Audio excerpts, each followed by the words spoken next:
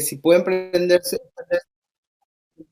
encender sus cámaras, entonces veo algunas caras más, genial. Y si no, lo sabré entender también. Eh, bueno, como dijo Norma, bueno, para mí es una alegría porque yo desde siempre colaboré con el grupo en el cual nace esta carrera, esta especialización, y del que forman parte Norma y Marta, y desde hace muchos años venimos trabajando en este sentido y sabíamos de la necesidad de una carrera que trabajara sobre estas temáticas y sobre todo sobre las infancias, y además con esta perspectiva con la que trabajamos.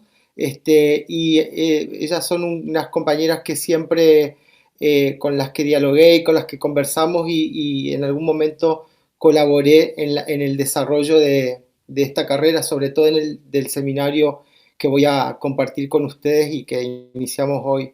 Pero para mí es una gran alegría porque es una carrera que inaugura en la Facultad de Humanidades y en la región un pensar y una práctica de pensar las infancias y pensar la educación y el cuidado de las infancias desde otro lugar, y entonces para mí es una gran alegría porque la verdad que es la primera carrera de posgrado en este sentido del Departamento de Educación Inicial, y que era una demanda que además estaba planteada comunitariamente para las compañeras egresadas y los egresados. Digo compañeras porque la mayoría, creo que tenemos muy pocos egresados en la carrera de educación inicial en la Facultad de Humanidades, pero sé que por las características de las distintas personas que forman parte de esta carrera en este momento vienen de distintas formaciones vinculadas con las infancias, así que, y con otras disciplinas también del pensamiento educativo, pedagógico, etc.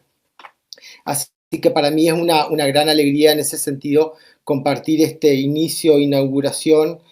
Sepan comprender que es un andar, están las compañeras, y por eso le agradezco a Norma y a Marta que me hayan convocado en su momento para distintas instancias, ya sea para este seminario de narrativas y educación, así en grandes rasgos, como para otras instancias de la carrera en las que participaré. Así que bueno, mi nombre, para quienes no me conocen, soy Claudio Núñez, soy profesor de la Facultad de Humanidades de la Universidad Nacional del Nordeste en la carrera de Ciencias de la Educación. Trabajé también en el Departamento de Educación Inicial, pero fueron pocos mis años ahí. Yo doy dos asignaturas en la carrera de Ciencias de la Educación, la asignatura Pedagogía y Seminario de la Realidad Educativa, y ahí desarrollo fundamentalmente mis actividades de docencia e investigación. Y al Departamento de Educación Inicial me liga fundamentalmente, bueno, entre distintas cuestiones me liga la investigación. Yo dirijo ahí en ese departamento junto a Norma y junto a Marta dos proyectos, y hace varios años ya que estamos, no recuerdo, pero creo que 2014 iniciamos una relación más sistemática a través de la investigación.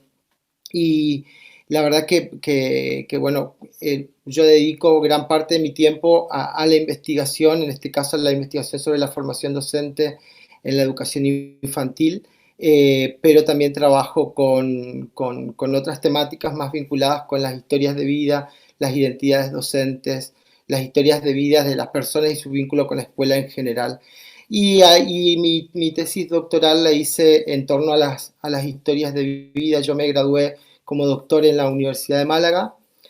Uno de mis maestros es Nacho Rivas, que ustedes lo tendrán o lo tuvieron, lo tendrán además en este seminario. Nacho va a dictar una conferencia invitada por el seminario. Él dirigió mi tesis doctoral sobre la historia de vida de una maestra malagueña en el contexto de un proyecto pedagógico de una escuela muy interesante que se desarrolla allá en Málaga en relación con un proyecto pedagógico vinculado con la escuela nueva, o lo que nosotros en Argentina conocemos como el escolanovismo, la corriente escuela nueva, etcétera, y que tienen su referencia inicial en la escuela de la señorita Olga Cossettini.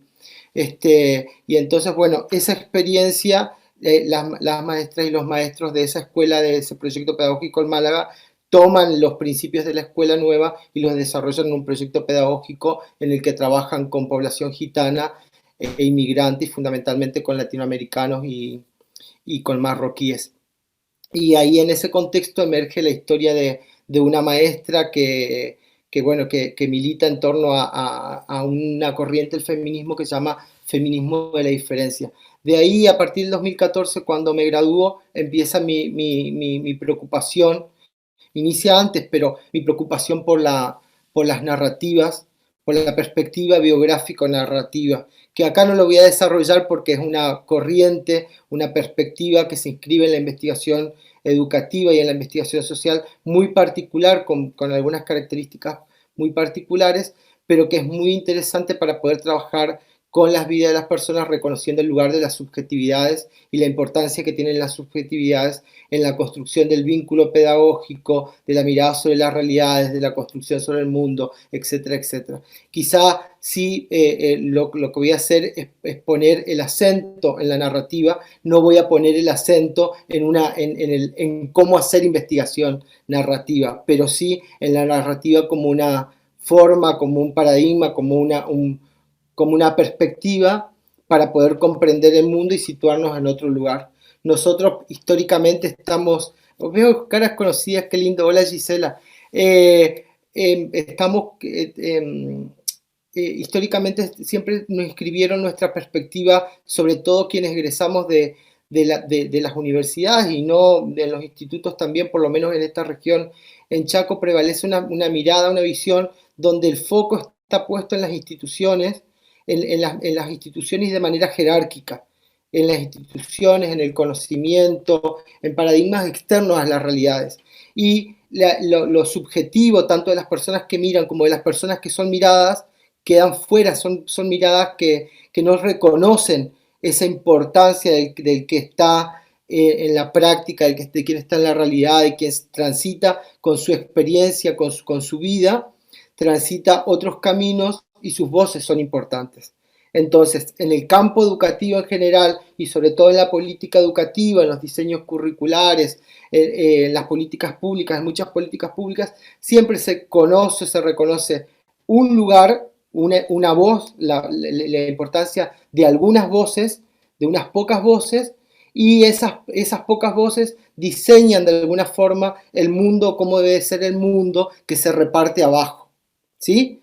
Lo que se hace abajo lo diseñan algunas pocas voces. Y en todo caso, cuando se acuden a otras voces, a esas voces que están abajo, quiero decir, lo estoy pensando esquemáticamente, pero para que podamos pensarlo, para que podamos discutirlo, ¿no? Porque efectivamente esto siempre es así, porque abajo, en las bases, hay unos movimientos muy, muy interesantes que cambian las realidades. Ahora, ¿cómo hacemos que esos movimientos muy interesantes, movimientos sociales, movimientos educativos, pedagógicos, lleguen a ciertos lugares de disputas de poder a partir de la construcción de conocimiento? ¿Sí? Entonces, lo que la narrativa, la perspectiva biográfico-narrativa viene a traer es la intención de recuperar las voces, pero no para tomarlas, escucharlas y después produzco conocimientos y los uso a los conocimientos, sino que viene a reconocer esas voces para que esas voces sean las que transforman el mundo y a partir de los vínculos, las relaciones que se construyen en esos vínculos con las personas, con los sujetos, con las subjetividades. Entonces, se pasa de un lugar que está más vinculado, anclado en algo que se llama conocimiento académico, en cierto lugar como puesto más bien en la razón, por llamarlo de alguna forma, y se va hacia otro lugar que reconoce las subjetividades de las personas y el rol que cumplen las subjetividades en la construcción de conocimientos. ¿Sí? En la construcción de conocimientos, pero en la mirada de las realidades, de cómo transformar esas realidades, de por qué hacerlo de determinada manera, etcétera, etcétera. Quienes tienen experiencia de vínculo con las escuelas, en las instituciones que se ocupan de las infancias, pueden darse cuenta, lo pueden percibir tanto en la aplicación de políticas públicas como por ejemplo en las escuelas a partir de la aplicación de las políticas curriculares. Hay una aplicación que es verticalista, una relación verticalista de quienes diseñan las políticas, de quienes las piensan, inclusive de quienes formamos parte de ciertos ámbitos como los académicos, que vamos a esos lugares e intentamos modificarlos o transformarlos desde lo que nosotros creemos, pero no hay un diálogo democrático, colaborativo, participativo con esas realidades, con esas personas, y que sean esas personas quienes de alguna manera a partir de sus propias experiencias transforman esas realidades. A veces parece que la gente que estamos en ciertos lugares más vinculados con los lugares extranjeros a las realidades, entre comillas lo pongo, creemos que el mundo es como que nos está demandando todo el tiempo nuestra ida a esos lugares. Y en realidad el mundo tiene sus propias voces y participa, y es un movimiento que se está moviendo sin nuestra presencia, sin nuestra necesaria presencia. Si, por ejemplo, hay estudios sobre las comunidades aborígenes, y sin embargo, esos estudios, yo digo, la voz de esas personas no es que están pidiendo a gritos que nosotros vayamos a esos contextos para que esas voces tengan un valor, porque valen, ahí valen en esos contextos. Ahora bien, ¿cómo podemos vincularnos desde quienes estamos en unos lugares académicos determinados con quienes están en otros lugares y que sus voces, sus prácticas, sus conocimientos tienen importancia, para que eso tenga una potencia política y podamos disputar lugares de política en términos de la disputa del poder con otros sectores que están disputando el poder y que tienen otro tipo valga la redundancia, de poder? Entonces, lo que vengo a compartir con ustedes es precisamente un seminario que ahora les voy a decir el nombre, no me acuerdo el nombre exacto, pero porque lo pusimos en aquel momento, es largo, pero es un seminario sobre narrativas y educación. Yo espero que, bueno, es un seminario además que forma parte del eje 3, que es transversal, ¿sí? Ustedes tienen cuatro ejes, ¿no?, en la carrera. Y el eje 3 es un eje transversal que inicia con este seminario de narrativas y educación, infancias. Este eje empieza ahora, en esta primera clase sincrónica. Después, en el mes de agosto, habilitaré una clase asincrónica que durará algún par de semanas. Y después tenemos en el mes de septiembre un encuentro, y habilitaré otros 15 días otra clase sincrónica, y ya tenemos el último encuentro en el año siguiente, ¿sí? En eso consiste básicamente el seminario, es bastante extendido, y lo comparto con el seminario vinculado con memoria, que lo va a desarrollar la doctora, se me fue el nombre, Norma, ayúdame, con, ¿cómo se llama la compañera? Estás muteada, Norma. Sí, Silvia Sandoval. Con Silvia Sandoval, perdón. Silvia Sandoval y Gabriela Barrios. Y con Gabriela, ahí está. Las dos colegas van a dictar ese seminario, que es un seminario vinculado con este transversal. Yo espero que disfrutemos, yo aprendiendo, ustedes dialogando conmigo, y que cualquier cosa que podamos conversar, que podamos dialogar, que podamos plantear nuestras visiones, sobre todo sobre las infancias, reconociendo la importancia que para nosotros tienen nuestras propias vidas en la construcción de determinadas categorías. No es un seminario vinculado con lo catártico, pero sí es un seminario que, reconociendo la construcción, nuestras historias, nuestras mochilas de construcción sobre la infancia, nos han permitido construir determinadas categorías sobre esta gran categoría que es las infancias, es decir, nuestras formas de vida, nuestros padeceres, nuestras felicidades, nuestros odios, nuestras alegrías, las portamos, y esas forman parte de determinadas visiones que tenemos del mundo, de cómo lo vemos hoy, cómo educamos, cómo cuidamos el mundo para los otros y para las otras. Entonces, en esa historia, en esa memoria, es importante reconocer lo que traemos, con lo que venimos, y que nos permitió construir un marco de referencia vivencial, experiencial, que no lo podemos desconocer, porque hacen a nuestras formas de ser hoy en el mundo. Es decir, somos docentes de tal manera porque hemos vivido de tal manera, no solamente porque nos hemos formado en los institutos, en las universidades de tal manera. Porque claro que las teorías tienen importancia, pero la teoría sin las vidas, sin las historias vividas, no tienen importancia. Es decir, hay un lugar donde uno entra a dialogar con su propia vida y su propia vida no es una vida individual, es una vida esencialmente colectiva. Esa vida colectiva que hemos podido compartir con otros y otros y con otros y otras y que está en la memoria, siempre aparece, siempre nace en nuestra visión sobre la vida y sobre el mundo y siempre nos interpela permanentemente. Es importante reconocer esa vida para reconocer cuáles son las categorías que nos posibilitan mirar al otro, a la otra, en este caso las niñas, los niños, las niñas, y que aquellas que también nos obturan la posibilidad de verlas con otros ojos. Porque eso no está mal, el reconocimiento. Lo importante es ponerlo entre paréntesis, suspenderlo, ponerlo en diálogo, reflexionar, discutir y poder construir otras categorías. Para eso están estas carreras, para que en estos espacios colectivos podamos aprender a discutir con otras personas y construir nuevas categorías sobre el mundo. Así que me van a escuchar hoy, pero la intención es que podamos ir dialogando respecto de sus visiones también sobre estas categorías que yo voy a plantear. ¿Sí? Así que, Claudio, interrumpo un segundo.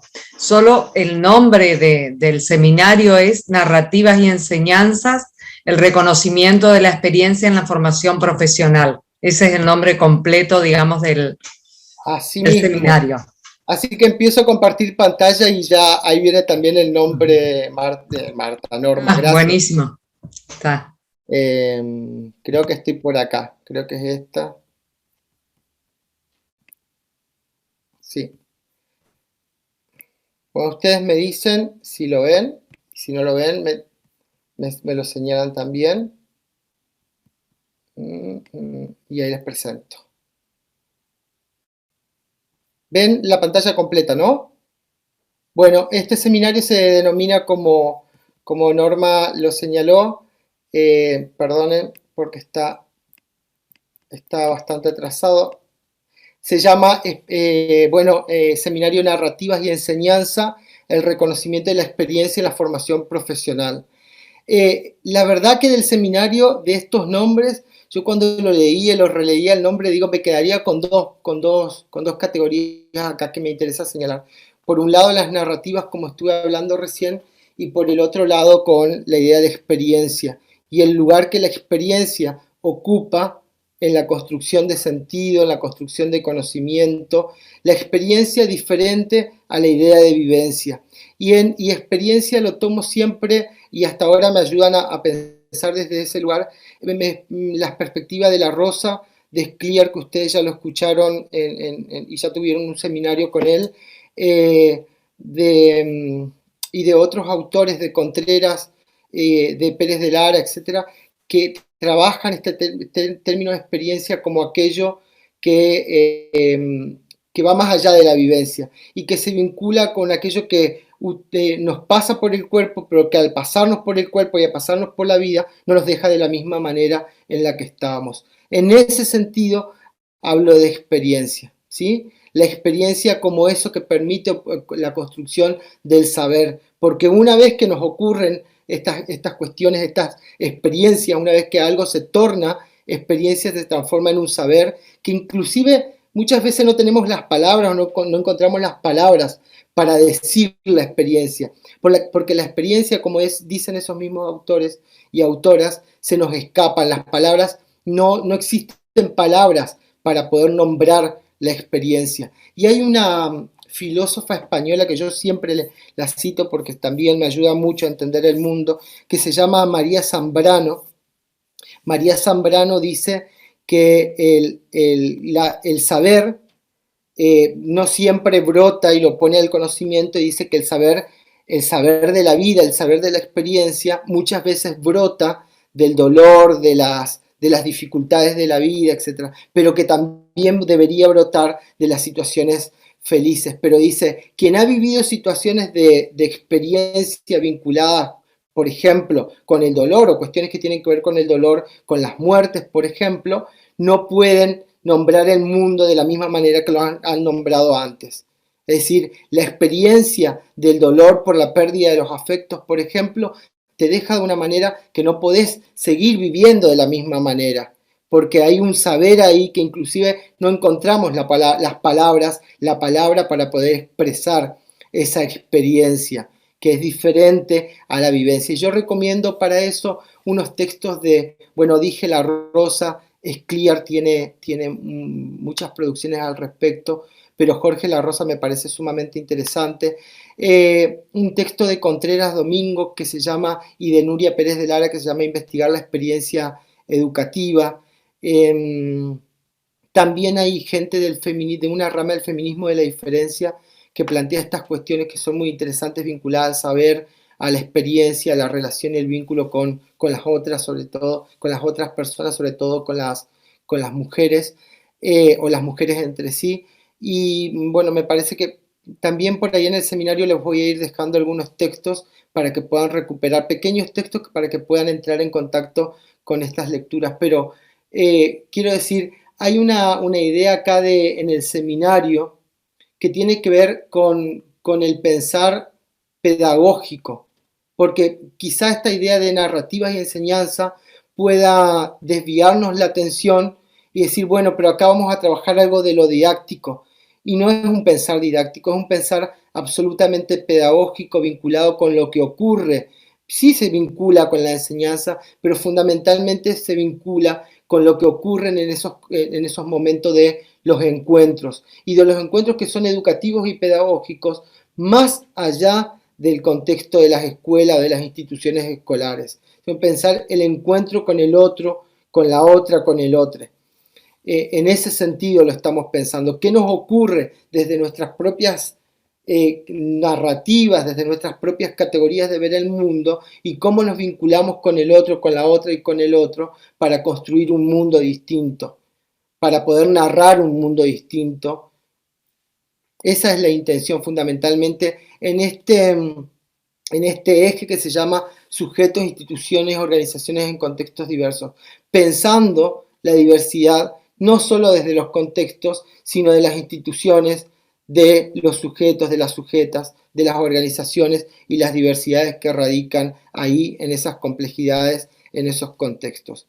Las personas, las instituciones, las organizaciones también son diversas, no solo los contextos. Yo quiero, para arrancar, compartir con ustedes una canción que deben conocer muchos, esta canción de Joan Manuel Serrat, que se llama Esos locos bajitos. Los invito a escuchar esta canción y vamos intentando identificar cuáles son esas categorías que la canción nos invita a pensar en términos de infancia. Quiero con esta canción que podamos pensar también en nuestra propia infancia, cómo ha sido, cuáles son las categorías que nos han ido quedando de esas infancias y que hoy nos hacen vincular con las infancias desde otro lugar. Así que bueno, a ver si puedo ahora vincular porque tengo que volver. Denme un segundo. Esto es así.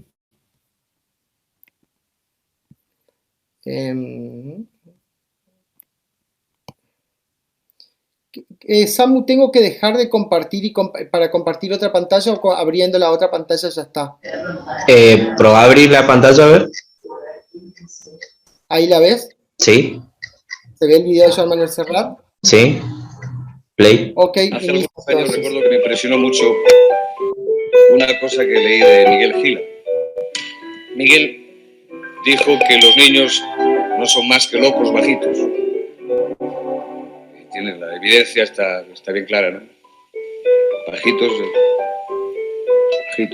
son bajitos. Y que están locos, nada más hay que vivir con ellos. Nada más hay que sentir cada uno de estos sueños que los adultos, con las tijeras raras, les van cortando para convertirlos en estas cosas que andan por nuestras calles con pantalones y faldas. Realmente.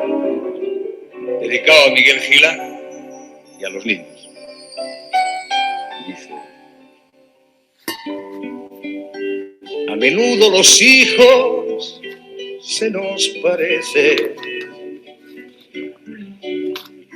y así nos dan la primera satisfacción. esos que se menean con nuestros gestos, echando mano a cuanto cae a su alrededor. Esos locos bajitos que se incorporan con los ojos abiertos de par en par,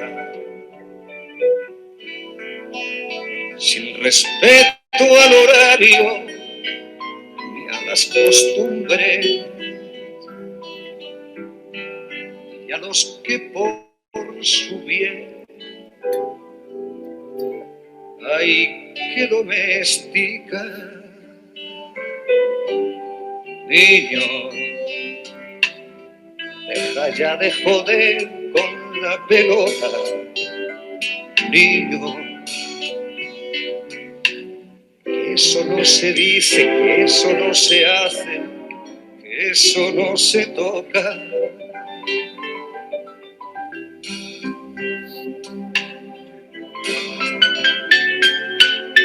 Cargan con nuestros dioses y nuestro idioma, con nuestros rencores y nuestro porvenir.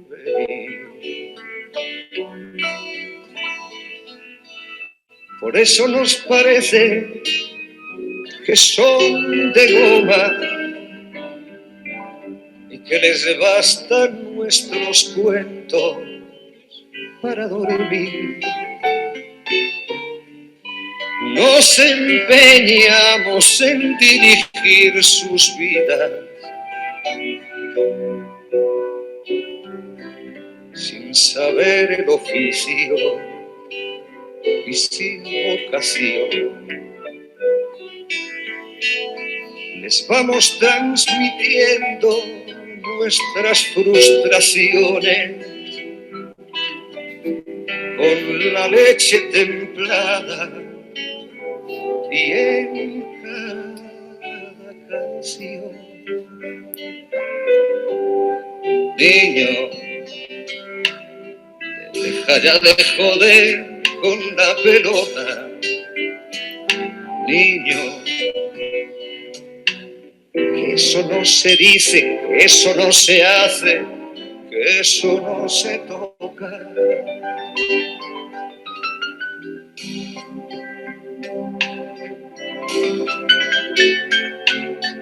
Y nada ni nadie puede impedir que sufra, que las agujas avancen en el reloj, que decidan por ellos, que se equivoquen, que crezcan y que un día nos digan adiós.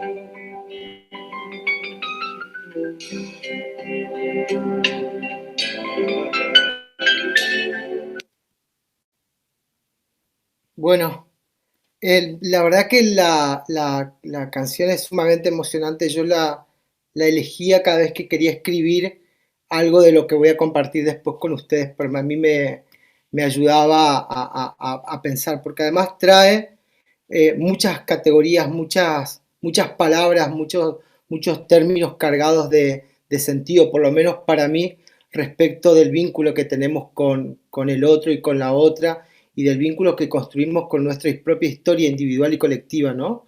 Y sobre todo me ayuda a pensar en términos educativos, en términos de la educación como el cuidado de las infancias en relación con el otro, con la otra, para poder narrar un mundo, para poder cuidar un mundo, para poder cuidar la vida, y para que esos otros, esas otras, puedan hacer lo mismo luego después, para que la narrativa de alguna forma se vuelva a repetir. Entonces, yo no sé si alguien quiere compartir qué cosas en estos términos que estamos conversando les suscitaron a ustedes. Si hay alguien que quiera abrir el micrófono con libertad, por favor, lo hacen, nos escuchamos. ¿Qué tal, profe? ¿Cómo te va? Bien, bien. Bueno, yo me emocioné y lo que fui sacando así, lo primero que se me vino fue el linaje generacional, por lo que va diciendo, ¿no? Esa mirada también estricta, eso no se hace, eso no se toca, eso no digas, como un adoctrinamiento de que todo funcione bien. También saqué, bueno, proyección en este caso, del adulto hacia el niño, de que proyecta sus frustraciones, sus deseos, crecimiento. Saqué también en un momento cortar las alas, que ya se deje de joder, que listo. También me impactó mucho en una parte donde dice como que querer que nada les pase, como de tenerlo, como que ayudarlo a que no se lastime, a que no se frustre. Entonces, llevarlo siempre de la mano, pero también en ese llevarle de la mano muchas veces también como queremos dirigir la vida del niño.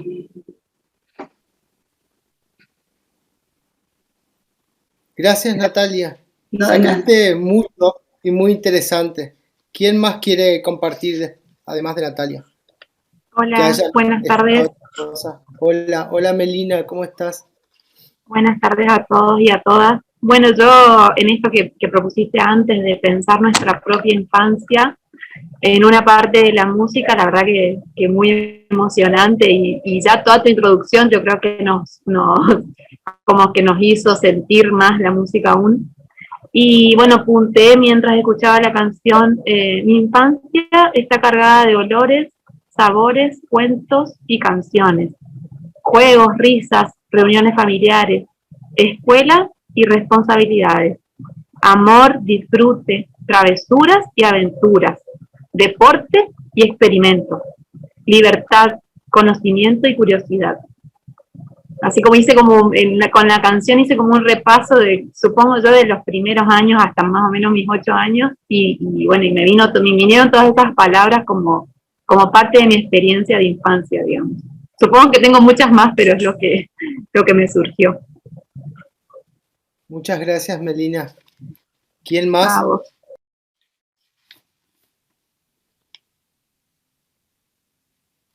¿Alguien más que quiera participar, prender el micrófono y escuchamos?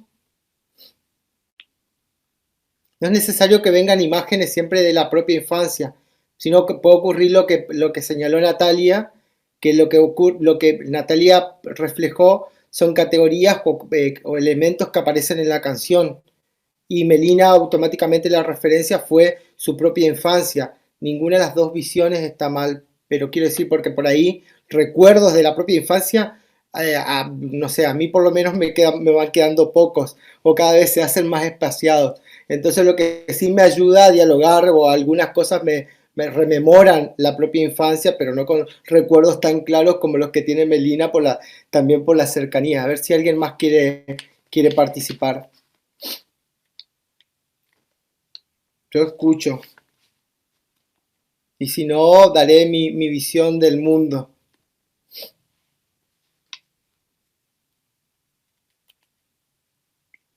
No sé, ¿alguna palabra que se les haya ocurrido? Hola. Mariani, Lucio, Hola. Claudia ahí está, Claudia. Hola, buenas tardes. Hola, Claudia, ¿cómo te va? A mí lo que más me llamó la atención fue que para su bien hay que domesticar. Siempre pensando que para su bien, bueno, la educación surge así, entonces, ¿para qué bien? En realidad, para el bien de la mirada del adulto hay que domesticar a los niños y a las niñas. Entonces eso, me llamó mucho la atención. ¿Para el bien de quién hay que domesticar? Uh-huh. Buenísimo, muchas gracias, Claudia. ¿Cómo lo veías a esta cuestión de domesticar? ¿Con qué lo vinculabas? A mí me surgió, bueno, si bien por la canción, porque siento que, bueno, desde que empezamos el posgrado y todo, pensando que hacemos cosas en pos para la mejor situación de las infancias, que muchas veces creemos que lo hacemos bien, pero estamos dañando al otro y a la otra, no viéndolo como un sujeto de derecho. Entonces, por ahí, las infancias, todos fuimos sujetos de domesticación, las niñas, por ejemplo, lo que decíamos la clase anterior de historia, no es lo mismo ser una niña que un niño, y sigue siendo así, o sea, no es lo mismo ser una niña hoy que ser un niño. Entonces, bueno, toda esa, la domesticación que se hace a partir del Estado, desde la escuela, desde la familia, muchas estructuras que tenemos y que estaría bueno romper y que en algunos sectores se van rompiendo. Y esto me llamó mucho la atención lo de las narrativas que decías vos, de cómo desde abajo se puede hacer el cambio. Pero bueno, esa es otra cosa, pero eso es lo que más me llamó la atención. Buenísimo, gracias por esa categoría de domesticar que está en la canción, pero por ayudarnos a pensar, porque una de las cosas que a mí me sugiere la domesticación también queda en el plano de lo privado, de lo doméstico, y se diluye el espacio de lo público, y entonces el niño, la niña quedan sujetos a las instituciones o a los dispositivos que se deberían ocupar o que se ocupan de ellos y de ellas, pero que quedan en esta cosa de un espacio de lo privado, y el Estado no ocupa un lugar de importancia en la protección de esos niños y de esas niñas. Yo voy a introducir algo que por ahí podemos después discutirlo, pensarlo, y que lo van a discutir en nuestros seminarios, pero me viene la idea también esta cuestión, esta discusión que planteamos en Argentina en algún momento sobre la educación sexual integral en las escuelas, ¿no? Y una de las cuestiones de las frases que más me llamaban la atención tenía que ver con mis hijos no te metas. Y esto, entonces, y ahora que lo estoy pensando la idea de domesticación, estoy pensando también en esto.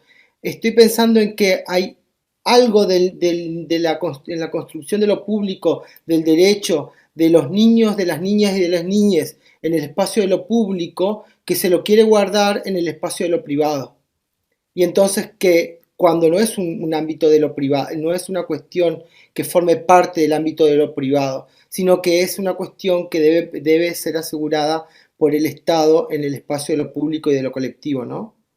Porque es el derecho del niño, de la niña y del niño. Entonces, como para poder pensar, para poder seguir discutiendo después también en otros seminarios. Lucio, querías decir algo, ¿no? Buenas ¿Qué tal? noches a todos. Al escuchar la música de Joan Manuel Serrat, ahí comparto lo que dicen los compañeros, pero a mí la primera cuestión que se me vino en mi mente fue el tema de la libertad. Yo creo que lo que está cantando Joan Manuel, la letra, creo que se está auto-retando, es decir, perdí la libertad de expresarme libremente en todos los sentidos y solamente no quisiera que lo repriman al expresar esa libertad. Eso es lo que me viene con esta música, con esta letra de la música, porque es también lo que usted está señalando, la domesticación.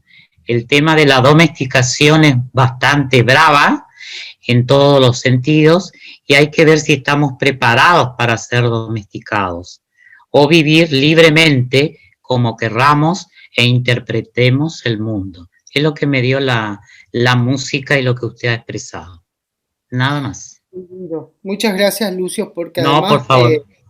Joan Manuel Serrat es uno de los cantantes más importantes a la libertad que tiene el Sí, mundo. por Así eso. que gracias por Por traer eso. esa categoría, porque además también es una lectura generacional Sí, la que hiciste, pues así como Natalia también trajo esta categoría de las generaciones y lo marcó como uno de los primeros elementos.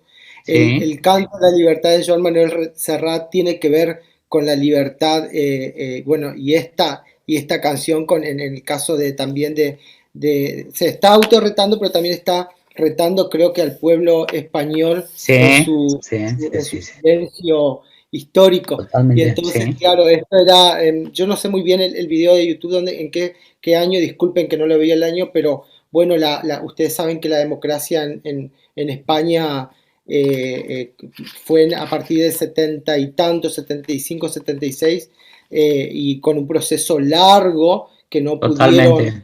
lamentablemente, resolver, discutir, trabajar la memoria como ha ocurrido en nuestro país con todas las dificultades que nosotros tenemos. Hay una cosa que en Argentina tenemos muy claro que tiene que ver con la memoria y que la memoria nos mantenga alertas ante cualquier ataque que podamos tener hacia Claro, la yo lo libertad. interpreto como una metáfora, profesor, o un metamensaje, digamos, en la letra Sí, de la música. Eso es lo que usted está recalcando en este momento. Y creo que es la década del 70 fue la más brava para España, más allá de la época de dictadura que han tenido, más extensa que nosotros, pero la década del 70 fue bastante brava para ellos. ujú. Gracias. Muchas gracias, Lucio. ¿No? ¿Alguien más que quiera participar? Sí, hola a todos, ¿se me escucha? Carla, ¿cómo te va? Ahí Sí, estaba ¿cómo buscando tu estás? teléfono para decir.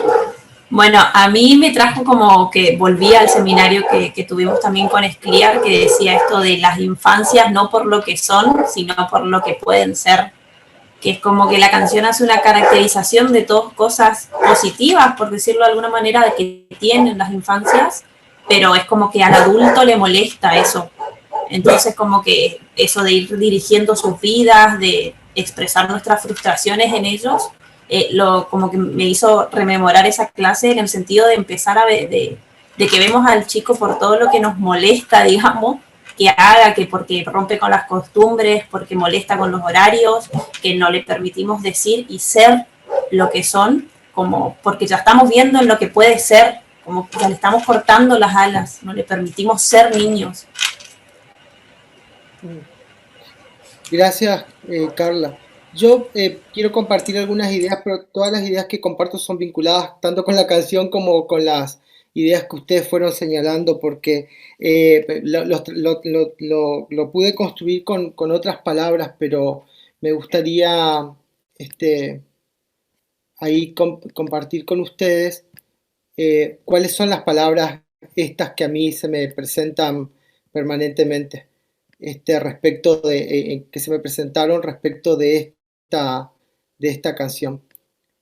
Bueno, acá está la letra copiada de la canción completa, pero miren, unas primeras palabras que me surgen tienen que ver con generaciones que lo nombró muy bien Natalia. Natalia, y la primera referencia que hizo fue a generaciones. También de alguna manera en esa idea refiere al tiempo, es decir, las generaciones tienen que ver con lo temporal, con esto con lo que también habló Carla, con esto, hay un permanente recuerdo del pasado, pero también en términos de pensar el futuro. Y hay otras ideas que me surgen que tienen que ver con la herencia, con las tradiciones, con la historia, con la memoria. La narrativa, el seminario que nosotros estamos tomando necesariamente tiene que ver con esto. Las nuevas generaciones llegan a un mundo que no han pedido llegar, pero que se encuentran con el mundo, que necesitan de esas otras generaciones, de ese encuentro intergeneracional para poder seguir viviendo, para poder sostener la vida biológica. Y en ese encuentro intergeneracional de una generación que se está yendo, pero que tiene que transmitir lo que ha aprendido, la historia, la memoria, la herencia, las tradiciones, lo que tenemos disponibles, para que el otro que está llegando pueda construir su propia narrativa para narrarla a las generaciones futuras, a las que vendrán. pero no para dejar el mundo en las mismas condiciones en las que estaban, sino poder cambiarlo, poder transformar y que sean otras las narraciones que puedan construirse en relación con ese mundo. Hay un autor que habla de cierta melancolía, porque las generaciones que se están yendo, que nos estamos yendo de alguna forma, necesitamos construir, pensando en términos de infancias como esperanza, como sueños, necesitamos recuperar esa idea de infancia para dejar la idea de infancia en términos del otro, darle la idea de infancia, ceder la infancia para que la infancia siga guiando de alguna forma la construcción de un mundo, ¿sí? Y de un mundo distinto, un mundo más solidario, más justo. Entonces, me parece que ahí hay y cuando hablo de tiempo y hablo de generaciones y hablo de encuentro y hablo de el entre, hablo de lo que Bárcena denomina educación. La educación es el encuentro intergeneracional entre generaciones en el espacio del tiempo. Y esa idea me gusta mucho, porque pensar la educación como el encuentro entre generaciones, y dice, en el entre, en ese encuentro, en el entre, ocurren un montón de cuestiones que no todas están sujetas a la posibilidad de control sobre eso que va a ocurrir. Si nuestras generaciones, vamos a preparar un mundo, vamos a narrarlo de una manera, pero vamos a dejar que el otro y la otra, por más que no queramos, van a terminar haciendo de ese mundo lo que quieran en términos de cómo van a poder construir sus propias miradas y relaciones con ese mundo, que no van a ser las mismas que nosotros. Porque cuando educamos, si hay algo que surge, es la posibilidad de que el otro tenga sus propias interpretaciones, y educamos para que el otro y la otra sean libres, no para que queden sujetas, atados, en términos de eso, de atadura, a nuestras propias formas de vivir el mundo. De hecho, si nosotros vemos la historia argentina más reciente y toda la historia de las últimas leyes que se están gestando en Argentina y que van dotando a la población de distintos derechos, son las generaciones nuevas las que tomaron la posta, pero no la tomaron desde la nada, la tomaron de ciertas historias, de ciertas herencias, de ciertas tradiciones, de ciertos legados, de ciertas historias que nos costaron mucho como nación, como país, que no vienen de la nada. Entonces, reconociendo esa historia, esa tradición y ese legado, en el encuentro, en el entre, estas nuevas generaciones lo que hacen es tomar la posta y seguir construyendo un mundo diferente, que de hecho es lo que nos pasa también, y nos va haciendo, reencontrando permanentemente, intergeneracionalmente. Donde son las nuevas generaciones, parece que la educación de alguna manera, la educación, la narrativa, el cuidado, se invierte. Porque es el otro, la otra, el que está enseñando. El otro y la otra que vinieron después de nosotros y de nosotras.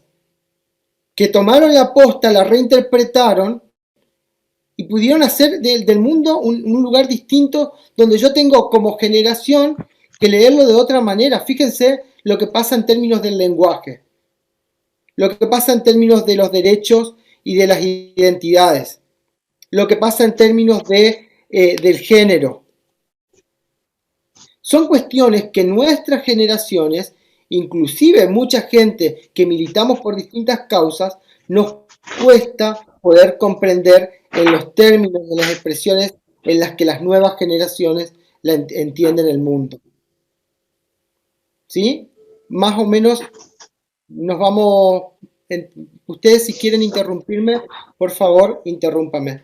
¿Con qué tiene la narrativa? Viene a interponerse en esa relación generaciones, tiempo, futuro, pasado, tradiciones, a interponerse para poder brindar la herramienta que nos permita ponerles palabras al mundo, porque con la vida Con la vida biológica, como dice Melich, no alcanza. La vida, para ser vida, necesita de la palabra, necesita de la escritura, necesita ser contada, necesita ser narrada, pero no por contar, sino porque en esa narración encuentro el sentido de la vida. Porque la vida sin sentido es como si uno no estuviera viviendo. Entonces, vida y narración, en este sentido, es prácticamente lo mismo. Viene a significar lo mismo.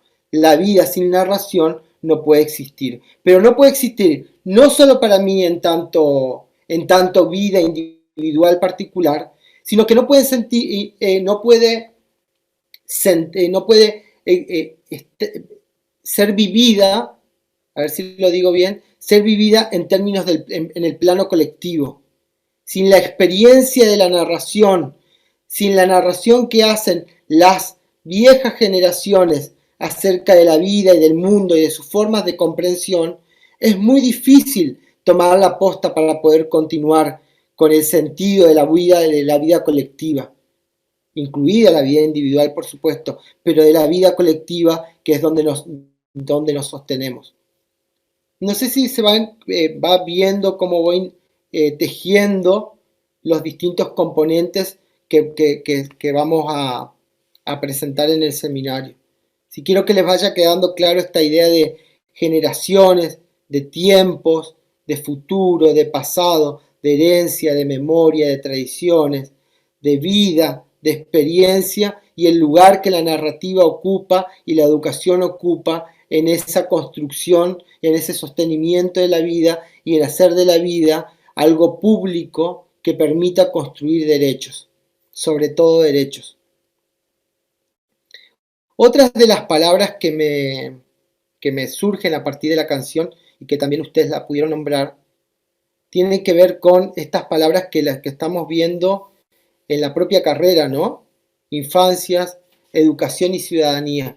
Yo en infancias no me voy a detener porque lo van a trabajar en otros seminarios, por supuesto. Voy a plantear cuestiones que nos permitan pensar las infancias, pero no pensarlas en términos de discusiones teóricas. Ustedes ya las vienen trabajando en otros seminarios y las profundizan en otros, en el de Skrier fundamentalmente, después con Patricia Redondo también lo trabajarán de manera muy importante, también con Rosana y con Alcides empezaron ahí otra mirada de las infancias, y ciudadanía, por supuesto, que tampoco lo voy a hacer porque lo trabajarán otras compañeras, sobre todo Mercedes Horaizón va a trabajar esta cuestión de la ciudadanía, y así que ahí lo van a poder.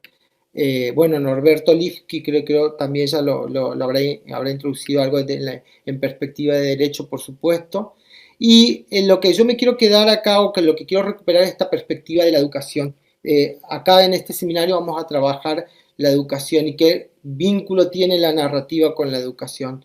Se narra, digo yo siempre, para poder educar, porque si no existiera la narración no se puede educar, no se puede transmitir, no se puede cuidar al otro, pero sobre todo cuidar al mundo con el que nos encontramos y que debemos narrar para dejárselo a otros y a otras, ¿no? Y me interesa también recuperar esta idea de transmisión tan bastardeada a veces en el campo educativo, como si la transmisión fuera algo peyorativo, negativo, pero que fue introducida en algún tiempo de políticas educativas más neoliberales en los 90, sobre todo en Argentina, y que discutían esta idea de que educar no es transmitir, de que educar, y que son las políticas neoliberales las que se aprovecharon de determinadas palabras, las destruyeron y las tornaron distintas y diferentes y opuestas a otras como la sensibilidad, como la innovación, etc. Palabras que venían,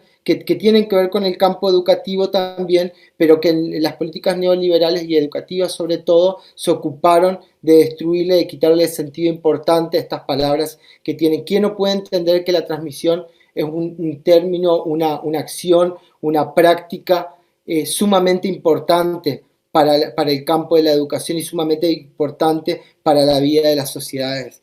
Porque transmitir es hacer que las sociedades de alguna manera sigan viviendo y vivan no siempre de la misma manera, sino que puedan vivir, pero también sufriendo las modificaciones con las cosas que puedan incorporarse a partir de las nuevas generaciones y de lo que el otro, quienes llegan al mundo, traen y de lo que nosotros obviamente le podemos dejar en esa melancolía de saber que la tarea no está concluida, que hay cosas, proyectos colectivos que no lo hemos podido desarrollar, que no están concluidos, pero sabiendo, generando infancias para que otros y otras tomen la posta y que el proyecto colectivo de una sociedad más justa y solidaria pueda de alguna forma desarrollarse en manos de otras y de otros.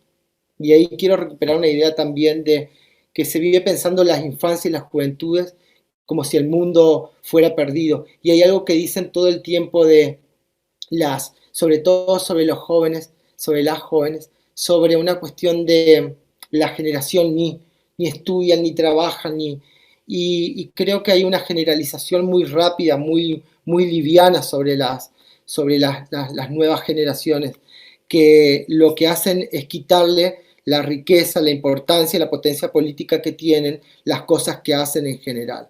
Que porque no forman parte de nuestras formas de construcción del mundo, mirada del mundo, parece que todo lo que no forma parte no sirve. Entonces quiero decir acá, hay que recuperar una mirada sobre las infancias y las juventudes, porque hay mucho de lo que hacen y mucho de lo que hicieron en este tiempo, de lo que nos enseñan y que pueden hacer de este mundo un lugar mejor. Miren, recién llego al título. Yo a esta presentación de hoy, que ya lleva una hora, la llamaba Escenas de vida y educación, notas pedagógicas que no son únicas. Y porque lo que quiero conversar con ustedes, voy a introducir ahora y vamos a dejar para la siguiente clase, pero quiero conversar con ustedes algunas narraciones que lo denominé escenas, 3 escenas, y después de esas escenas, así como presenté la canción, voy a presentar después algunas notas para pensar esas escenas, o mis notas para pensar esas escenas, pero no son las únicas notas, ni son las únicas escenas, pero no puedo conversar con ustedes si no narro esas escenas que me ponen a mí en primera persona. Discúlpenme porque después parece autorreferencial, pero yo que hago narrativas en educación, no puedo hablar del mundo si no lo hago en primera persona. Y eso me remite necesariamente a mi historia individual y colectiva, porque es lo que después quiero pensar. Lo que pienso sobre educación y sobre pedagogía y sobre el mundo hoy tiene que ver con esa historia. No soy otra persona, soy otra persona que lee el mundo desde esas propias historias individuales y colectivas que me han marcado. Así que voy a empezar con algunas escenas. Marta me decía el otro día, ¿por qué hablas de escena y no hablas de situaciones en términos de Melich? Porque ella de alguna manera va a profundizar después en términos de situaciones. Yo le decía, no le veo dificultad a hablar de escena como algo que se monta, no estoy hablando como algo que se monta en términos de una construcción ideal para el teatro, con luces, con guiones, etc. No, este es el guión de lo colectivo y en ese sentido estoy hablando de escenas de vida, de escenas vividas para poder pensar el campo pedagógico y educativo. Y ella lo va a plantear después, Marta, como situaciones, pero estamos ahí en el diálogo y en la construcción colectiva con Marta y con Norma respecto de las cosas que les vamos planteando en esta especialización y a lo largo de los seminarios. Miren esa imagen es la primera escena. A ver, creo que, disculpen, la ven bien, ¿no? Es una mano con una fibra, es la mano de un niño con una fibra y que está escribiendo letras. Yo le puse de título a esa escena la mano que aprieta fuerte la fibra para que no se le escapen las palabras. Y en realidad después pensaba, cuando estaba escribiendo esta clase, pensaba en realidad lo que se le está escapando, porque después le voy a contar de la mano de quién es esa imagen, de quién es esa mano que agarra fuerte la fibra para que no se le escapen las palabras. En realidad se le está escapando la vida, quiero decir. Y no solo se le escapa esas manos, son de un niño que se llama Gabriel, que hace muchos años conocí no tantos, pero hace algunos varios, en un barrio acá en Resistencia. No todo el mundo es de Resistencia, ahora les voy a contar. Es un barrio que se llama Villa Don Andrés. Ustedes, no todos vivimos en Resistencia, pero Resistencia tiene una ciudad que tiene muchas avenidas, y que las avenidas van además tornándose como cercos sociales, ¿sí? Y entonces de ahí una avenida que es un canal que se llama el Canal de la Soberanía Nacional, que luego Resistencia fue creciendo como ciudad del otro lado del canal, hacia el lado de Santa Fe, digamos, por pensar geográficamente y espacialmente. Y imagínense si los cercos de tantas avenidas que van marcando esos cercos sociales, a medida que uno se va alejando del centro, los cercos sociales se van profundizando, las dificultades también se van profundizando, las exclusiones, las desigualdades se van profundizando. Imagínense, después de tantos kilómetros, después de la soberanía nacional, en Villa Don Andrés, donde vive Gabriel, o vivía Gabriel, porque no sé más de su vida. Y yo escribí sobre eso, que militaba en un barrio de Resistencia, en el Chaco, de esos que están del otro lado del canal de la avenida Soberanía Nacional. Quienes vivimos en Resistencia sabemos a qué nos referimos. Es el otro lado. En Villa Don Andrés hay un merendero, el de Mónica. Todos los sábados, después del mediodía, junto a un grupo de compañeras y compañeros, íbamos al barrio. Nos esperaban niñas, niños de entre 2 y 12 años. La cantidad variaba cada sábado, se preparaban para recibirnos, se peinaban, se lavaban la cara, nos abrazaban y tenían a sus seños y a sus profes preferidas. Cuando alguien del grupo no acudía a la cita, lo reclamaban. A veces no nos esperaba nadie.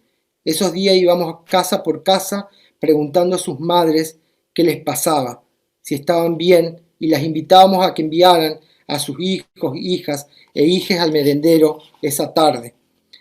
A veces mirábamos películas, jugábamos, aprendíamos murga, hacíamos la tarea, leíamos, dibujábamos, pintábamos, cantábamos. Otras veces nos inventábamos cumpleaños. Había niños y niñas que no tienen cumpleaños, que no saben la fecha de sus cumpleaños, que no festejan la vida. Todos los sábados merendábamos y cuando empezaba a caer el sol regresábamos a nuestras casas, al otro lado de la avenida. Cuando llovía no podíamos entrar al barrio, cuando el agua descendía regresábamos. Esa foto es de Gabriel, el primer niño que se me acercó. Tenía una sonrisa grande, preciosa, era muy tímido, pero sonreía casi siempre. Gabriel iba al merendero con sus 2 hermanas, una más grande y otra más pequeña. Entre ellas y él había complicidad y cuidado.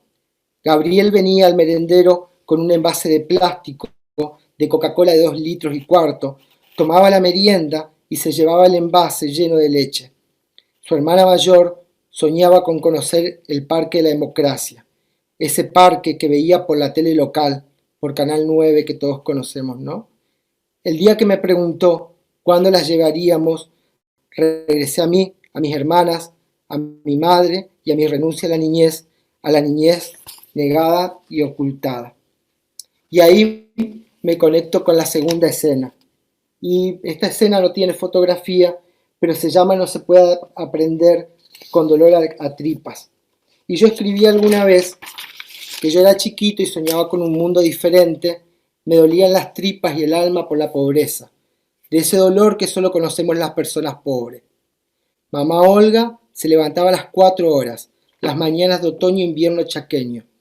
No recuerdo bien la estación, solo recuerdo el ruido de las cosechadoras de Villa Ángela. Hacía mucho frío y aún no amanecía.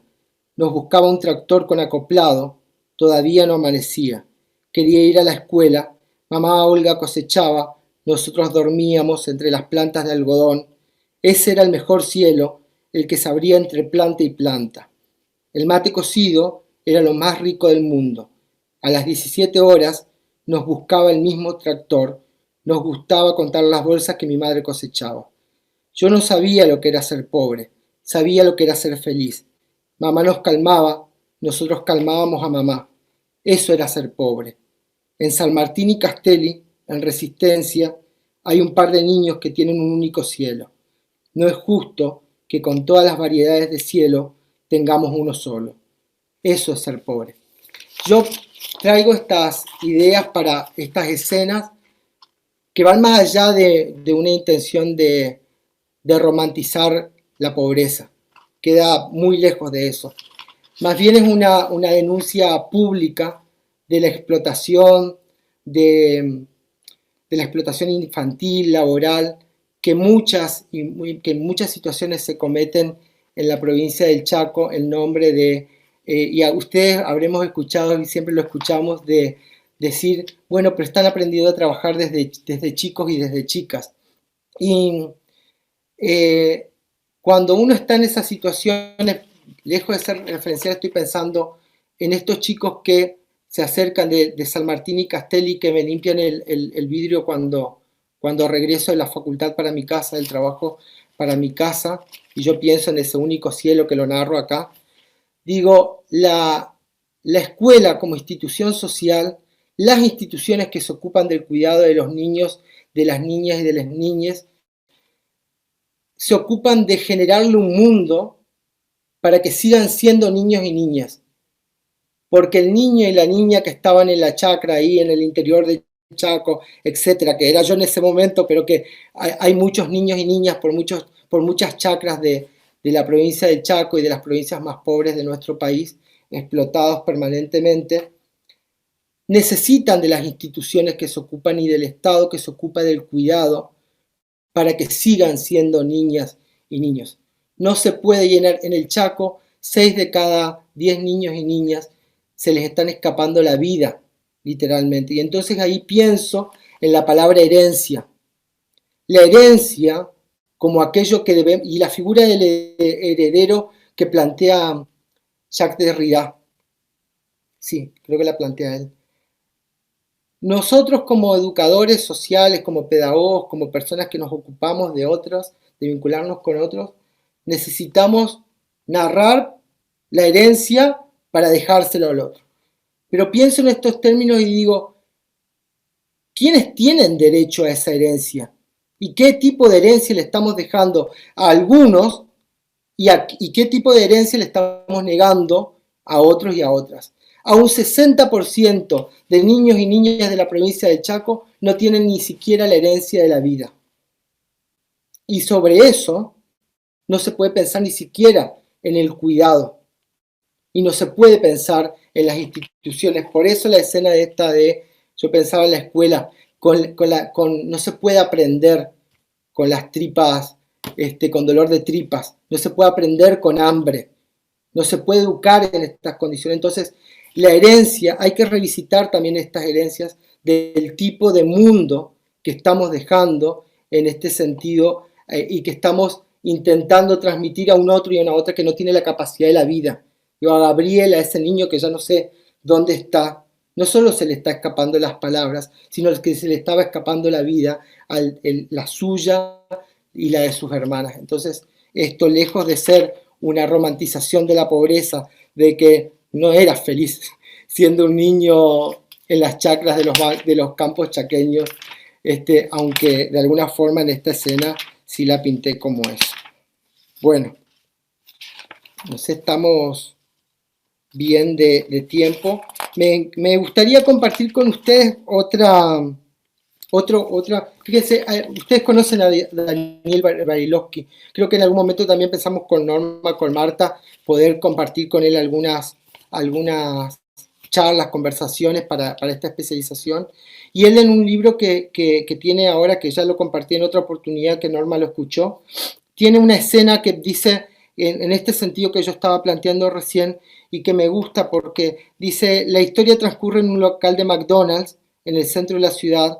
Tenía que hacer tiempo antes de entrar a unas mesas de examen y repasaba algún apunte mientras tomaba un café. Después de un rato estar allí sentado, se acercó una niña con un globo. Iba con unas hojotas rotas y se sentó frente a mí. Comenzó a hablarme con familiaridad mientras la escuchaba y respondía a sus preguntas. ¿Cómo te llamás? ¿Tenés hijos? Mayra, como se llamaba la niña, me pidió parte de mi comida y la comió. La mirada de Mayra traslucía un cansancio de siglos, una ingenuidad perdida y también una frescura tímida que apenas aparecía de a ratos por las grietas de esa coraza que necesitaba sostener para sobrevivir. Fíjense esto de también hay algo acá que, bueno, él no lo naturaliza, lo cuenta y lo cuenta de una manera desgarradora, pero también que se nos está naturalizando, metiendo la presencia de los niños y las niñas mientras comemos quienes tenemos posibilidad, mientras podemos hablar de otras cosas quienes tenemos posibilidad, y ellos y ellas están en otros contextos intentando sobrevivir de alguna manera, ¿no? Quiero compartir con ustedes otra escena, una tercera escena. Este es un video.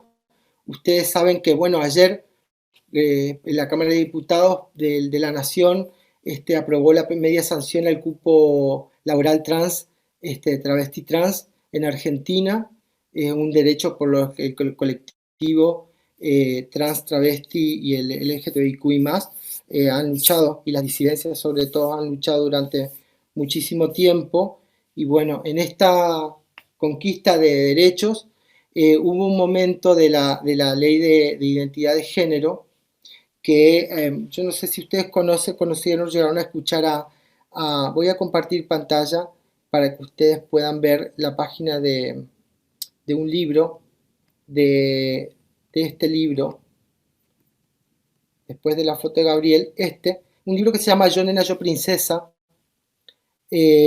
Gabriela Mancilla, que es la mamá de Luana, en la Universidad de General Sarmiento publicaron este libro. Luana es la primera niña argentina, perdón, que obtuvo, después de la sanción de ley de identidad de género, su DNI. Luana tiene un gemelo, y la madre en ese libro narra lo que le sucede a muchas madres y a muchos padres que están construyendo también sus propias identidades en relación con sus propias hijas, hijos e hijes. Así que precisamente por eso traigo a colación una escena de un hay un canal Encuentro, que tiene un programa sobre infancias libres. También es la historia de una nena trans donde habla su familia, y quiero compartirlos con ustedes para seguir pensando en el otro y la otra, y en el otro diferente, ¿sí? Y en las diferencias que radican en cada una y cada uno de nosotros. Disculpen, a ver si puedo.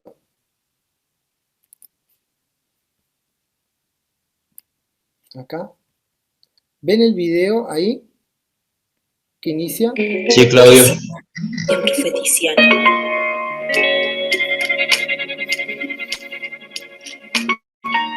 Yo cuando tenía 8 años quería ser nena.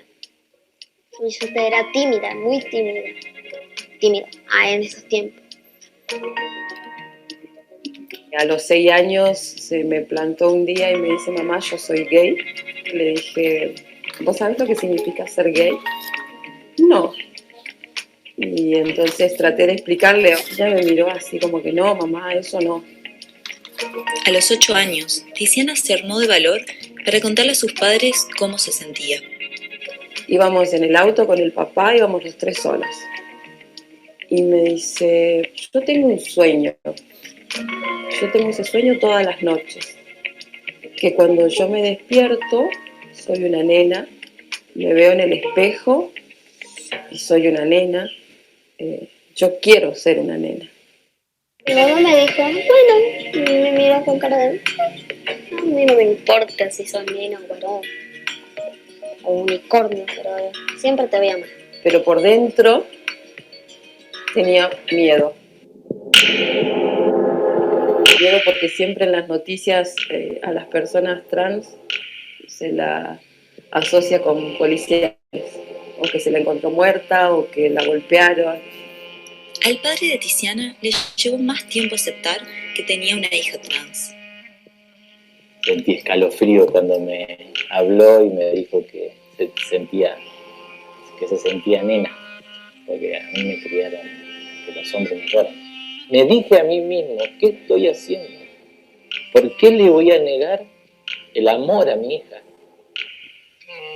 ¿Por qué me voy a poner del otro lado? Como rechazándola, negándola, no ayudándola a que ella sea quien quiere ser y se construya como ella quiere construirse. A los 10 años, Tiziana se convirtió en la niña trans más joven en obtener el cambio de documento de identidad en la provincia de Salta, Argentina. Ahora, su DNI refleja su verdadera identidad de género. Cuando recibí mi DNI, recibí como si fuera mi primer cumplido de nena. Ahora lo tengo acá y es como mi placa. Ese día fue el día más feliz de mi hija, que fue repartir abrazos a todo el mundo. Para mí fue una de las tantas batallas ganadas. Fue la primera, pero no la última. En Argentina existe por ley el derecho a la identidad de género, pero Tiziana sufre discriminación por ejercerlo. La verdad que está siendo un poco dura la vida con mi hija, solo por ser. Y muchas veces bueno. Tiziana es rechazada por el resto de su familia y dice que sufrió bullying en el colegio al que asistía. La principal causa creo que es la ignorancia y la falta de empatía, porque mi hija no pide que la acepten o que estén de acuerdo con lo que ella siente, sino que la respeten. Algunas personas sí deben ser que me dicen que no les gusta mi aspecto. Y bueno, ese es su problema. Según los padres de Tiziana, la infancia trans es invisible para muchas personas, y eso es un problema. Aunque lo quieran invisibilizar, lo quieran negar, los niños y las niñas trans existen y van a existir y cada vez se van a animar más a contarle a sus papás. Nosotros tenemos que escucharlos y protegerlos. Antes Tiziana era una personita triste que odiaba cortarse el pelo y ahora es una nena plena, es una nena feliz. Las personas trans siempre están asociadas con hechos policiales y no es así, y eso es lo que yo voy a cambiar con mi hija. Mi hija se va a morir de vieja, feliz. Ser gay, lesbiana, trans, para mí es muy normal. Es ser libre.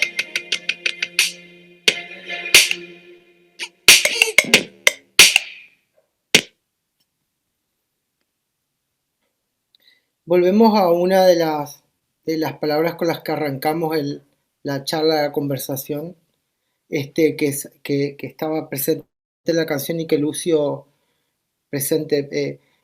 nos trajo, nos recordó y nos habló de la libertad, ¿no? Termina el video hablando de infancias libres de alguna manera. Y habla de identidades, de narraciones, de nombres y de derechos sobre todo a las identidades. ¿Alguien quiere expresar algo después de este video sobre lo que conversamos esta tarde?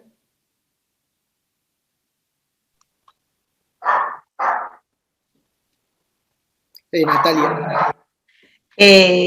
Me llamó, yo había visto el encuentro y volverlo a mirar, lo miré más detenidamente.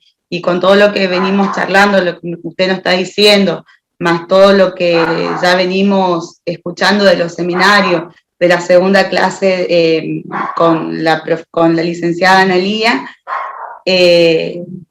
anoté romper los esquemas que la familia tuvo que romper su esquema, su proyecto que tenía en Tiziana, comenzar a deconstruirse, la capacidad de amor que nunca se dejó de lado.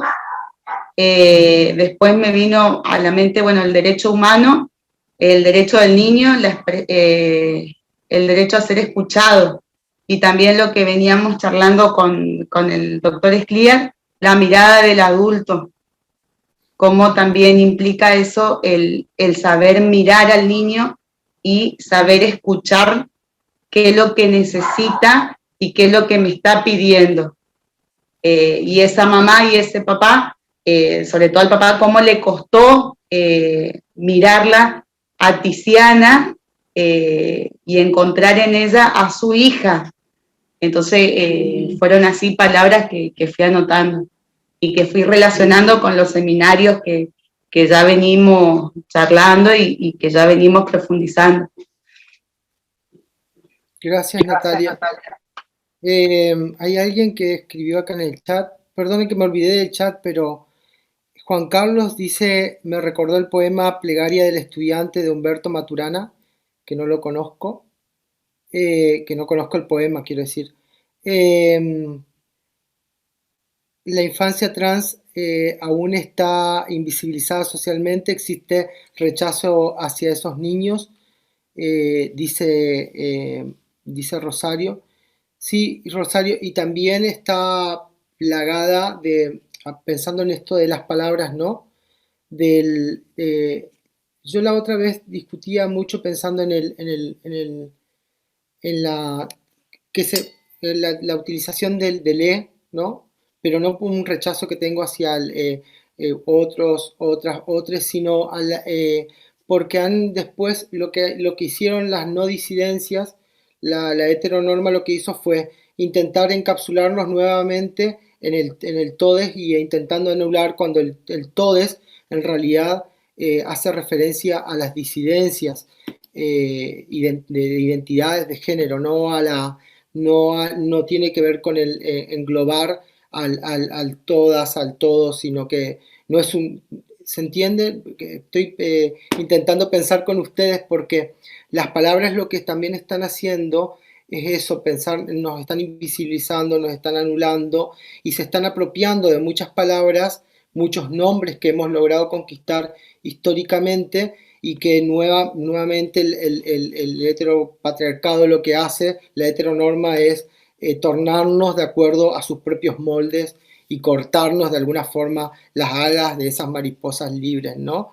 Y encarnar, decir, bueno, ¿qué me queda mejor? El todes, perfecto. Hablo con el todes porque con el todes los meto a todos en la misma bolsa y no es eso. Quiero decir, las disidencias, no quiero decir la palabra sexuales porque no me gusta la palabra sexuales porque no tiene que ver con una identidad sexual, tiene que ver con una identidad de género.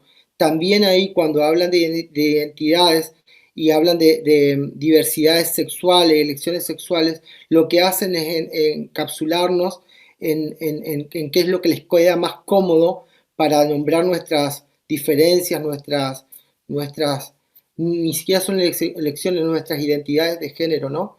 Y entonces ahí también quiero pensar con ustedes en términos de palabras, de nombres, de la presencia del otro y de la otra, cómo el otro y la otra aparecen, cómo se nos aparecen, cómo los vemos, cómo los visibilizamos y cómo también los invisibilizamos, los anulamos, los destruimos al otro y a la otra, ¿no? Y qué del otro y de la otra hay en nosotros, en nosotras, en nosotros. Si hay alguna palabra más, ¿alguien quiere participar? Escucho. Y si no, creo que por ser viernes he hecho un panorama así como bastante que las deja, espero que las deje pensando, que nos deje pensando y sobre todo pensar en esto de las diversidades, las diferencias, las identidades, los nombres, las palabras, la educación, el cuidado de los otros, de las otras y sobre todo de la vida. Así que, bueno, en eso, si no hay más palabras, interrumpo acá, dejo, nos vemos nuevamente en agosto en el aula durante un tiempito y después en septiembre con la siguiente clase sincrónica y también todavía no lo tenemos pensado bien qué fecha vamos a invitar a Nacho, pero se lo haremos, se los informaremos con anticipación para que puedan participar y escucharlo a Nacho Rivas con su charla. Si no hay más. Yo quiero compartir algo con vos, Claudio. Sí, Le tuve que apagar el video, soy Susana.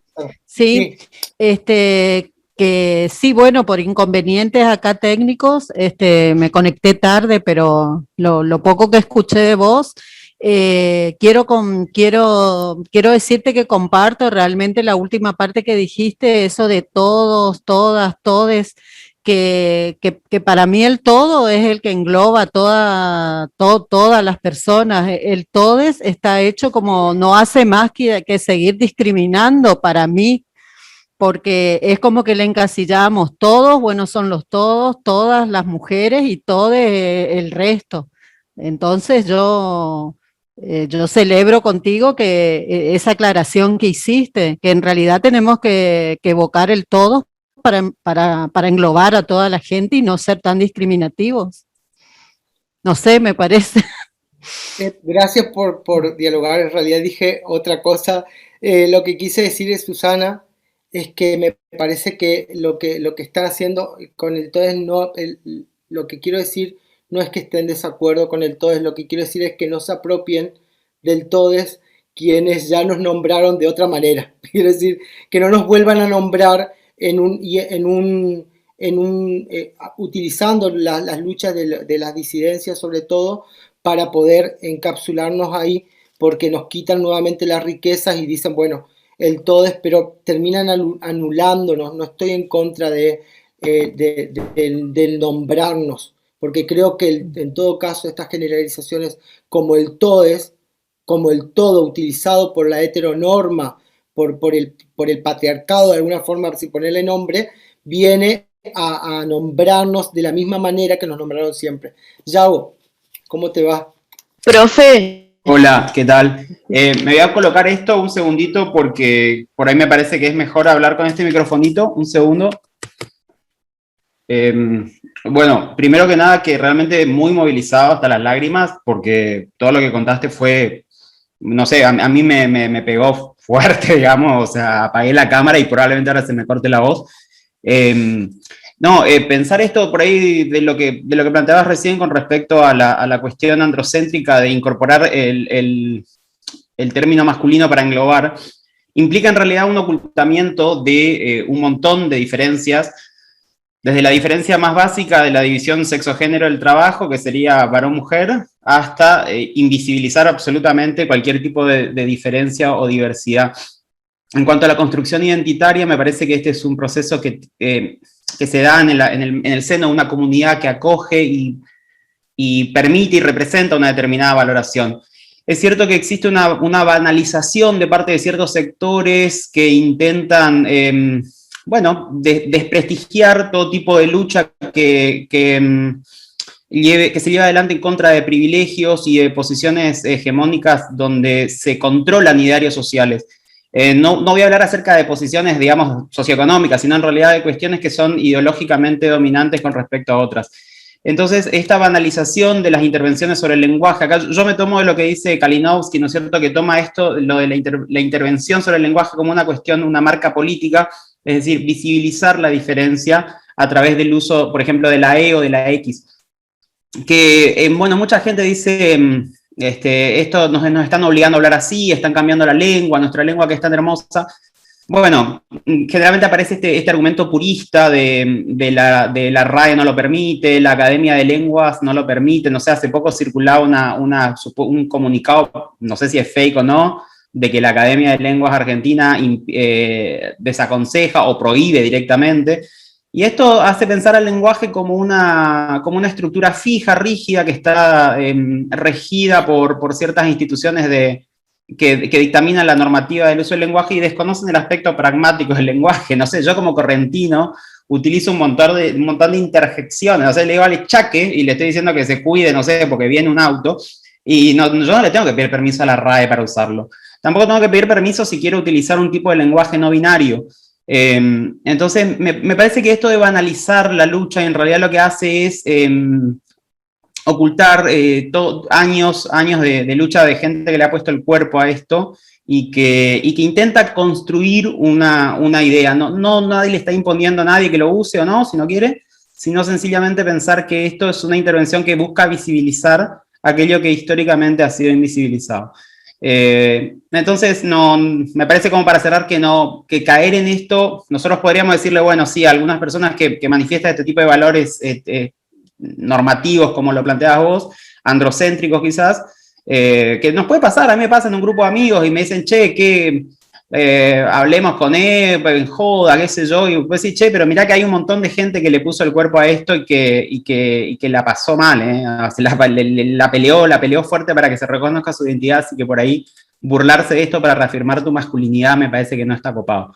Pero bueno, sigue habiendo estos rechazos y bueno, perdón por la intervención larga, pero es como algo que lo quería decir en relación a este tipo de lenguaje no binario. Muchísimas gracias, Yago. Yo estuvo así como muy redonda y representa enteramente lo que pienso y lo que sostengo, así que muchísimas gracias por tu intervención porque además fue sumamente clara en relación con estas cuestiones que además destaca una de las cuestiones que señalaste que tiene que ver con esto de la construcción en el seno de sociedades, construcciones que se van dando en el tiempo y que significan esta educación, reeducarnos, porque además inclusive en los propios colectivos, por ejemplo, al que pertenezco, que es el LGBTQ, en el propio colectivo hay ciertas prácticas, ciertos discursos, ciertas formas de nombrarnos que inclusive caen en la misma visión del mundo androcéntrica, quiero decir, y nos terminamos después riendo y estas cuestiones. Esto también tiene que ver con la reeducación y cómo vamos reeducándonos entre todas, todos y todas, ¿no? Haciéndolo de a poco, porque hay un proceso de construcción que nos va a llevar mucho tiempo, pero que se va asentando sobre todo en las cuestiones de los derechos, porque si nosotros miramos hoy nuestro país, que es un ejemplo en materia de políticas de derechos, un ejemplo para el mundo y de defensa de determinadas luchas y sobre problemáticas, las mujeres en ese sentido tienen mucho para decir, los colectivos feministas, pero si lo miramos, quiero decir, hay una, y lo miramos en la historia, hay una base de derechos que permite que las nuevas generaciones que se van incorporando no tengan las discusiones que nosotros nos estamos planteando y hablen desde otros lugares, hablen desde el lugar del amor, por ejemplo, y se cuestionen el amor como forma y vínculo de relación y no cuestionen cómo llamamos el amor. Son esas cosas que todavía tenemos nosotros, nosotras, que necesitamos esta cuestión de la mirada, la mirada ligada al etiquetamiento también, mirada más palabra, más etiqueta, más todas esas cosas, que vaya marcando el mundo y que lo vaya metiendo en casillas, que si en esas casillas nos es imposible pensarlo. Así que muchísimas gracias, Yao. ¿Nadie más? Profe, ¿cómo está? Fabiana habla. ¿Cómo está, profe? ¿Cómo están, colegas? Profe, no, la verdad que sinceramente me encantó esa aclaración que usted estableció sobre la idea de que muchas veces con esto de usar recurrentemente ese lenguaje inclusivo, el todes y demás, muchas veces lo que se hace es invisibilizar, y lo comparé o establezco la similitud con lo que pasa con la literatura cuando se intenta encasillar a la literatura escrita por mujeres, por ejemplo. En lugar de querer visibilizarnos, se logra lo contrario, el efecto contrario. Es como que solamente la literatura para hombres es la literatura hegemónica, la literatura universal, y que lo que escriben mujeres está relegado al segundo plano o que no se lo reconoce. Entonces, esa similitud que usted trajo sobre el lenguaje inclusivo también la quería establecer con lo que pasa con muchas veces cuando mencionamos esto de la literatura escrita por mujeres. Es como que en lugar de reconocer todo lo contrario.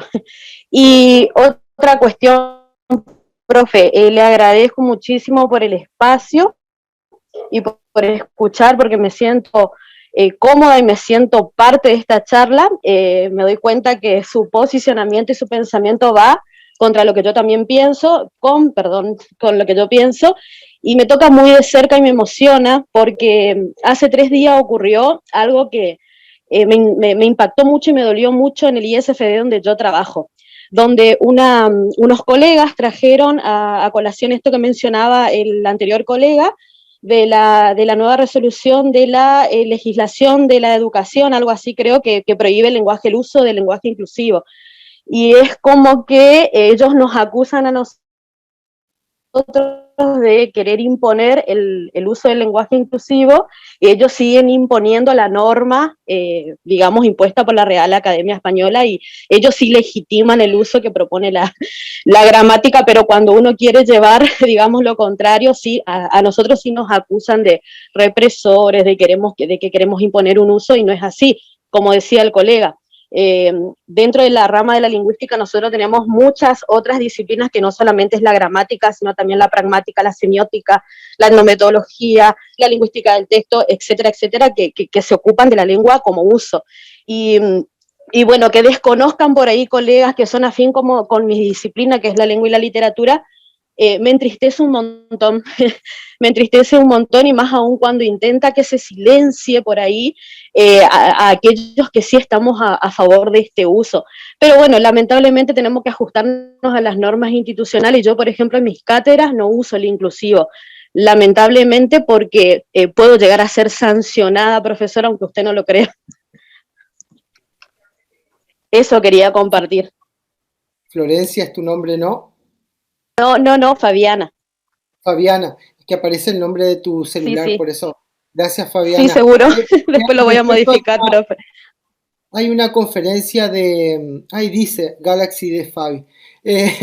Hay una conferencia en el doctorado en educación de Marisa Sensabela, que pueden consultarla, está en el canal de YouTube de la Facultad de Humanidades, y pueden consultarla para también traer otros aportes que de lo que estás trayendo a colación, Fabiana, y que es sumamente interesante, que requiere ya de otro apartado para seguir hablando, conversando sobre inclusive las condiciones institucionales en las que se gestan este tipo de cuestiones, en las que se discuten. Y bueno, la Facultad de Humanidades en la que trabajo es una de las facultades que ha generado ciertas normativas para que podamos hacer uso del lenguaje inclusivo, tanto en los trabajos académicos como a quienes deseamos hacerlo, lo podamos hacer sin ningún tipo de reprimenda o dificultad para poder expresarnos de esa manera.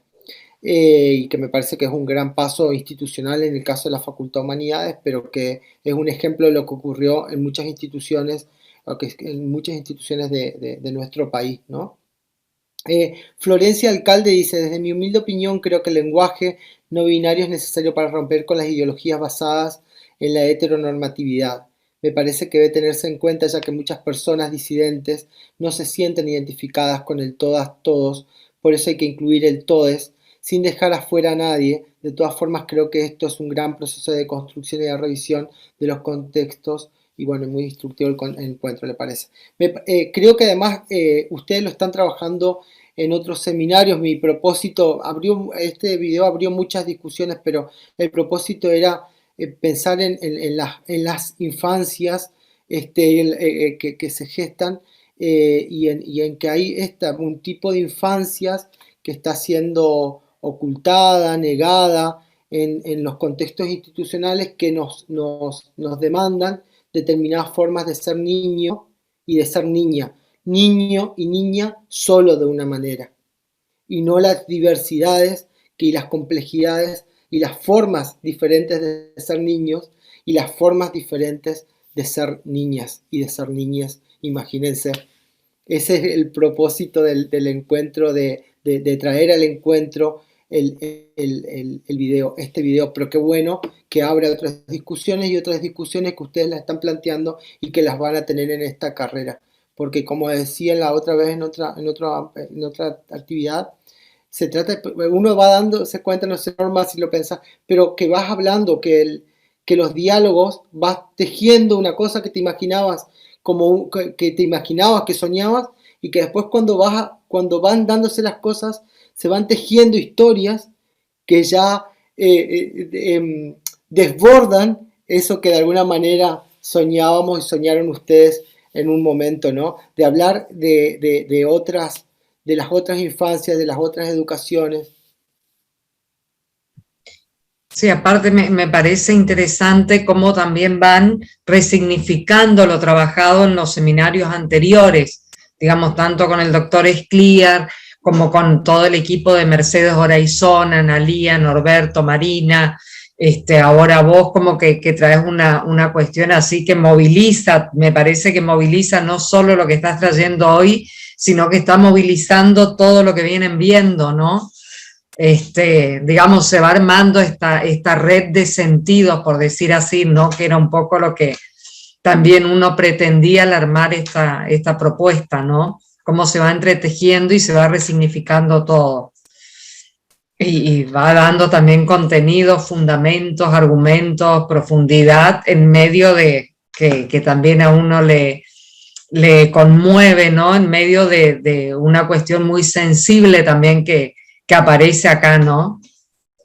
Y creo que la mayor sensibilidad se da porque una cosa es hablar de personas trans, por ejemplo, pensar en adultos, pero cuando aparece la imagen del niño, de la niña, del niñe, conmociona, conmueve, digamos, ¿no? En estas, como poner en palabras, como que se explicite estas realidades, estas situaciones reales que están, como decían hoy, ¿no? No me acuerdo quién comentaba, como que están tan negadas, si ya de por sí muchas veces el niño es negado, la niña es negada, es no visto, no escuchado, bueno, ni hablar de las realidades de las infancias trans, ¿no?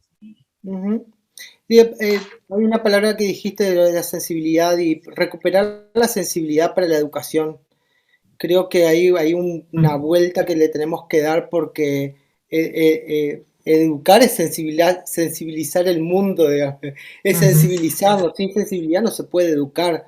Sin amor por el otro, por la otra, por la tarea, por el oficio, no se puede educar. Se hace otra cosa.